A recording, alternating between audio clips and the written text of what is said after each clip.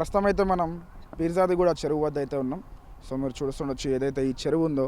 So ఆ రోజు శుక్రవారం అర్ధరాత్రి 2:30 నుంచి 3 గంటల సమయం మధ్యలో తేజస్విని ఇదే చెరువులో తను బలవన్మరణానికి అయితే పాల్పడింది. అయితే మీరు చూసినట్లయితే ఆ పక్కనే టెంపుల్ ఉంటుంది. సో టెంపుల్లో ఉన్న రాతి అమ్మవారి విగ్రహాన్ని అయితే తీసుకొని తను ఈ విధంగా, సో ఇక్కడైతే బార్గేట్స్ ఉంటాయి. ఈ విధంగా కాకుండా ఆ వెనక నుంచి గుడి వెనకాల నుంచి అయితే ఒక మార్గం ఉంటుంది. అటు నుంచి ఇలాగా వచ్చి తను బలవన్మరణానికి అయితే పాల్పడింది అనమాట. మీరు చూస్తుండొచ్చు, మనమైతే ప్రస్తుతం అయితే గుడి దగ్గర ఉన్నాం. సో ఆ రోజు అర్ధరాత్రి 2:30 ఆ సమయంలో తను నగ్నంగా వచ్చి ఇదేదైతే గుడి ఉందో ఇక్కడ ఉన్న రాతి విగ్రహాన్ని అయితే తను తీసుకొని ఆ చెరువు దగ్గరికి అయితే పరిగెత్తడం జరిగింది. అయితే ఇక్కడ మీరు చూస్తుండొచ్చు ఏదైతే ఇక్కడ చెరువు ఎంట్రన్స్ ఉందో, సో ఇక్కడైతే బార్గేట్స్ ఉండడం అయితే జరుగుతుంది.